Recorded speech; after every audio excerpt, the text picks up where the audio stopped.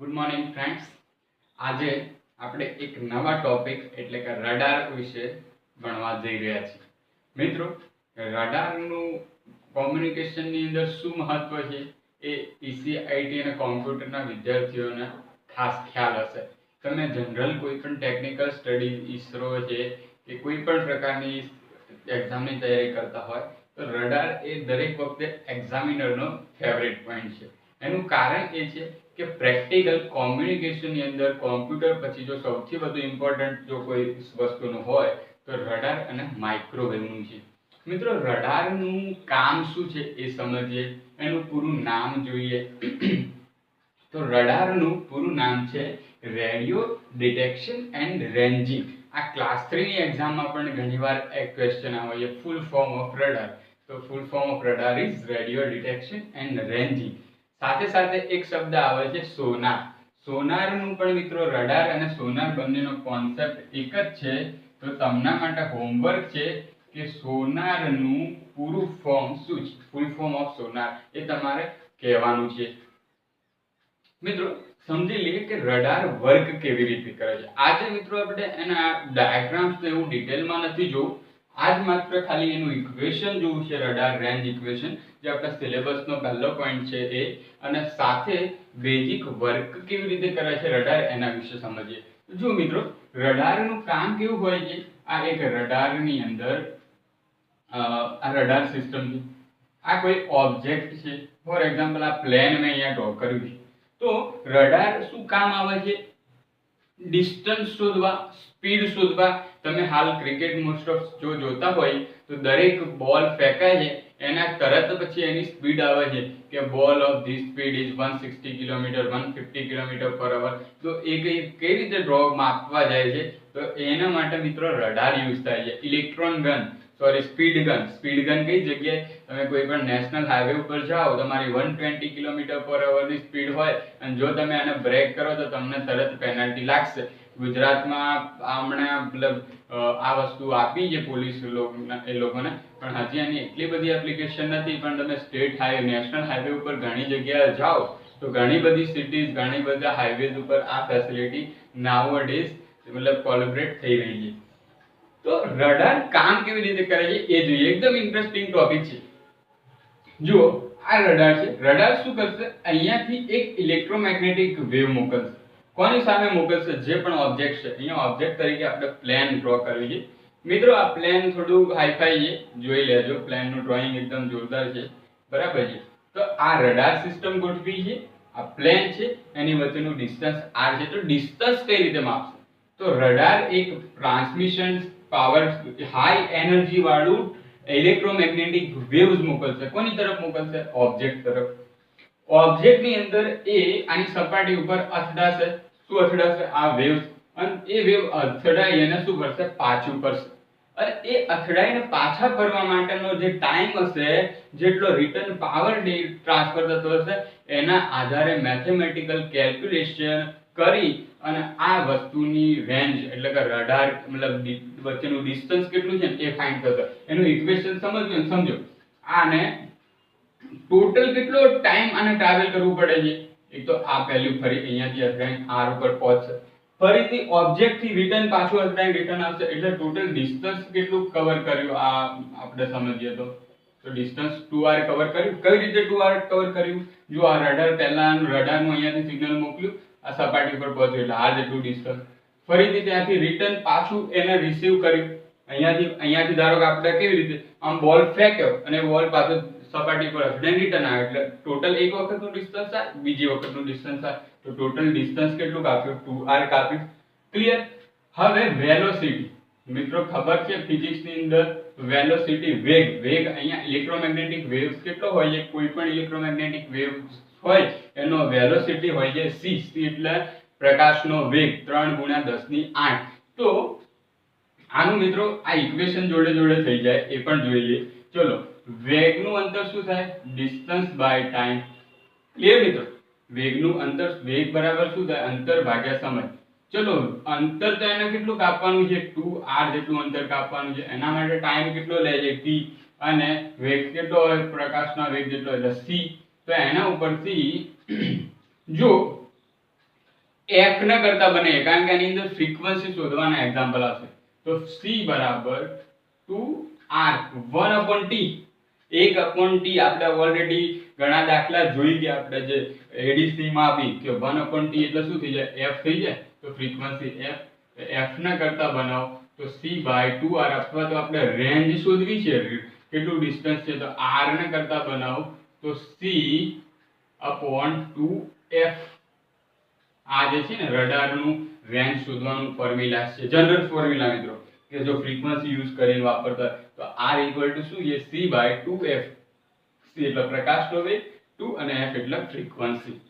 હવે મિત્રો પાવર, રડારનું એક્ચ્યુઅલ રેન્જ ઇક્વેશન યુઝ કરીએ છીએ.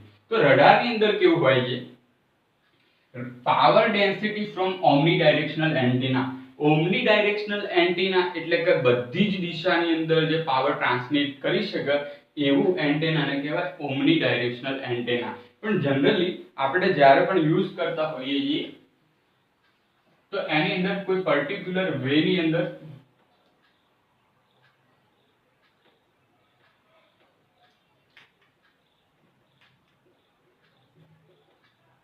કોઈ પર્ટિક્યુલર વે ની અંદર, ફોર એક્ઝામ્પલ આ દિશામાં આપણે ડાયરેક્શન ની અંદર પાવર મોકલવો છે, તો એ ડાયરેક્શન ની અંદર પાવર મારવા એક પરફેક્ટ ડાયરેક્શનલ એન્ટેના યુઝ થાય છે. એને ઘણીવાર માઇક્રોસ્ટ્રીપ એન્ટેના કહેવાય છે, બરાબર. એન્ટેનાનું બી અંદર આપણે જોઈશું પાછળથી. તો મિત્રો પાવર કેટલો ટ્રાન્સફર થાય છે અહીંયા રડાર દ્વારા, રડારના એન્ટેનાથી ઓબ્જેક્ટ તરફ કેટલો પાવર ટ્રાન્સફર થાય, તો પાવર ટ્રાન્સફરનું ફોર્મ્યુલા છે પાવર upon 4πr².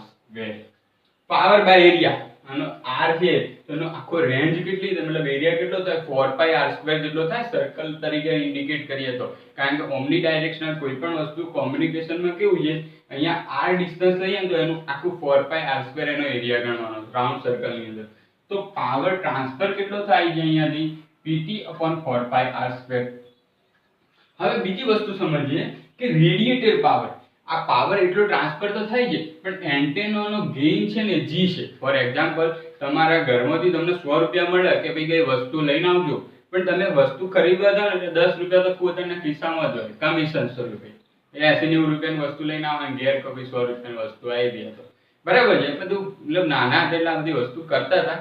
તો સેમ વસ્તુ રડાર જે છે એ રડાર શું કરશે સમજો. રડારનું જે કામ છે એ રેડિએટેડ પાવર અંદર તમને g બતાવે છે, સાથે મલ્ટીપ્લાય શું કરવી છે, ગેઇન g. આ ગેઇન g શું કરે છે કે એક્ચ્યુઅલમાં અહીંયાથી 100 વોટનો પાવર ટ્રાન્સફર થવાય છે, પણ ગેઇન જે છે ને એનો છે 1/4. તો પાવર એક્ચ્યુઅલ કેટલો ટ્રાન્સફર થશે, 25 વોટ જ ટ્રાન્સફર થશે. એટલે કે જ્યારે પણ આપણે ટ્રાન્સમિટેડ પાવર ગણતા હોય તો એને મલ્ટીપ્લાય બાય ગેઇન, એન્ટેનાનો જે ગેઇન છે એના વડે મલ્ટીપ્લાય કરવો પડે. તો pt/g/4πr².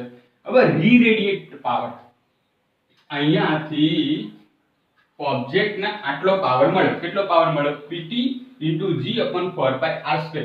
હવે ઓબ્જેક્ટ પાછું રિટર્નમાં મોકલશે કે નહીં મોકલે રડાર તરફ પોતે, મેં કીધું એમ દડો ફેંક્યો, હવે એ દડો પાછો રિટર્ન આવ્યો છે, તો રિટર્નિંગ પાવર કેટલો છે, તો રિટર્નિંગ પાવર આટલો તો પાવર છે pt/g/4πr². પણ આ જે ઓબ્જેક્ટનો ક્રોસ સેક્શનલ એરિયા પણ ગણવો પડે કે ઓબ્જેક્ટના કેટલા એરિયામાં પાવર રિસીવ થાય છે. કોઈ મોટો એરિયા હોય તો પાવર વધી જાય, ઓછો એરિયા હોય તો પાવર ઘટી જાય. તો આ રિસીવરનો ક્રોસ સેક્શનલ એરિયાનો ફોર્મ્યુલા લખ્યું σ/4πr². આ એપર્ચર જે છે એને 4πr² જે કીધું આપણે ડિસ્ટન્સ. તો આ બેને મલ્ટીપ્લાય કરવું છું તો આનું ઇક્વેશન એક્ચ્યુઅલી રેડિએટેડ પાવર કેટલો મળશે, pt/g સિગ્મા 4π × 4π એટલે 4π નો સ્ક્વેર અને r નો સ્ક્વેર અને સ્ક્વેર એટલે r ની 4 ઘાત. હવે રિસીવર પાવર બાય એન્ટેના અહીંયાથી આટલો પાવર મોકલ્યો pt/g સિગ્મા 4πr² r ની 4 ઘાત. પણ રડારનો પણ ક્રોસ સેક્શનલ એરિયા હશે, કે રડાર અહીંયાથી 100 મોકલ્યું તો 100 એ 100 રડાર થોડું લઈ લેશે, એમાંથી અડધું વેસ્ટ જશે. એટલે રડાર એના એરિયાના એકોર્ડિંગ પાવર રિસીવ કરશે. તો રડાર કેટલો પાવર રિસીવ કરશે, તો એનું ફોર્મ્યુલા આ મોકલ્યો તો કેટલો pt/g સિગ્મા 4π² r ની 4 ઘાત, તો એ તો આવી ગયું. AE એપર્ચર એન્ડ બરાબર ઇફેક્ટિવ એરિયા. AE શું છે મિત્રો? Effective area. એટલે રડારનો ઇફેક્ટિવ એરિયા જેટલો હશે એના એકોર્ડિંગ પાવર મોકલશે. બરાબર છે? તો આના અંદર મૂકી દઈએ તો પાવર રિસીવ કેટલો થાય છે? તો PT G સિગ્મા AE 4 ની સ્ક્વેર આવી 4 હવે પાવર જે રિસીવ મિનિમમ થાય છે એ પાવર રિસીવ ના S વડે ડિનોટ કરવામાં આવે છે. જ્યારે પણ આપણે રેન્જ ઇક્વેશન શોધતા હોઈએ તો પાવર રિસીવ જે છે એને S પાવર રિસીવ ની જગ્યાએ S મૂકી દઈએ તો મિનિમમ પાવર તો પાવર રિસીવ જે છે એને લખાય છે S. આપણે શોધવાનું શું હતું મિત્રો? રડારનું રેન્જ એટલે કે કેટલા અંતર સુધી રડારનું ડિસ્ટન્સ માપી શકાય. તો એના માટે રેન્જ શોધવાની હતી એટલે R શોધવાનો હતો તો R ને કરતા બનાવી દીધા, R ને ઉપર લઈ ગયા. તો R ને ઉપર લઈ ગયા તો આ તો ટર્મ એમને એમ રહે PT G sigma AE PT G sigma AE 4 પાઈ નો સ્ક્વેર એટલે 16 પાઈ સ્ક્વેર અને આ R ની 4 ઘાત ઉપર ગયું અને S નીચે આવી ગયું. S એટલે PR, S એટલે PR જો મેં લખ્યું છે S PR. રિસીવ્ડ પાવર ને S વડે ડિનોટ કરવામાં આવે છે તો રિસીવ્ડ પાવર ને S વડે ડિનોટ કરીએ. હવે R ની 4 ઘાત છે આપણે R જોવું છે 4 ની 1/4 ઘાત થઈ જશે તો R max શું થશે? PT G sigma AE upon 16 pi square S minimum એની 1/4 આવર્તન મતલબ પાવર ની અંદર 1/4 પાવર આવી જશે. ક્લિયર? હવે ઘણીવાર જો તમને પાવર ની ગેઇન નું પણ ફોર્મ્યુલા અંદર મૂકવાનું કે તો એની વેલ્યુ આવે છે 4 pi AE upon lambda square. તો આ જે ગેઇન દેખાય છે એની જગ્યાએ મૂકી દઈએ 4 pi AE upon lambda square. તો અહીંયા જુઓ 4 એ 4 કેન્સલ થશે, પાઈ ની જગ્યાએ એક પાઈ કેન્સલ થશે તો ફોર્મ્યુલા શું હશે? PT G સિગ્મા જો PT સિગ્મા AE અને AE એટલે A નો સ્ક્વેર upon અહીંયા 4 પાઈ S અને લેમ્ડા નો સ્ક્વેર. તો આ બે મિત્રો જે છે એ રડાર રેન્જ ઇક્વેશન ના ફોર્મ્યુલાસ છે. મોસ્ટલી આ ફોર્મ્યુલા તમારે કઈ ઇક્વેશન આખું ગોખવાનું નહીં, મતલબ આખું તૈયાર નહીં કરવાનું, પણ આ રડાર રેન્જ ઇક્વેશન નું આ એક ફોર્મ્યુલા આપણે એટલીસ્ટ યાદ રાખવાનું છે. દરેકનું ટર્મ કે PT એટલે ટ્રાન્સમિટેડ પાવર, G એટલે એનો ગેઇન, A એટલે ઇફેક્ટિવ એરિયા, S મિનિમમ એટલે મિનિમમ જે પાવર જે ટ્રાન્સમિટ થઈ શકે છે અથવા એન્ટેના વડે રિસીવ થઈ શકે છે એ, અને G એટલે એનો ક્રોસ સેક્શનલ એરિયા. તો આટલી વસ્તુ મિત્રો ક્લિયર કમ્પ્લીટ તમારે તૈયાર કરી દેવાની છે. R max નું ઇક્વેશન કરવાનું છે અને બીજી નેક્સ્ટ પોઈન્ટ હું આજે તમને એક ફોટો મોકલીશ કે રડારની ડિફરન્ટ ફ્રીક્વન્સી ની અંદર કઈ ફ્રીક્વન્સી ની અંદર યુઝ થાય છે. અને એક ઇમ્પોર્ટન્ટ સૌથી પોઈન્ટ છે કે રડારની અંદર કઈ ફ્રીક્વન્સી કયા ઇલેક્ટ્રોમેગ્નેટિક વેવ યુઝ થાય છે આ શોધીને કરવા કહેવાનું છે. એક્ચ્યુઅલી માં રડાર ઇલેક્ટ્રોમેગ્નેટિક વેવ્સ કેટલા આવી તો અલ્ટ્રાવાયોલેટ થી ચાલુ થાય, અલ્ટ્રાવાયોલેટ, ઇન્ફ્રારેડ, દ્રશ્ય પ્રકાશ. ઇન્ફ્રારેડ દ્રશ્ય પ્રકાશ એટલે આપણે વિઝિબલ લાઇટ રહીએ એ પણ એક પ્રકારનું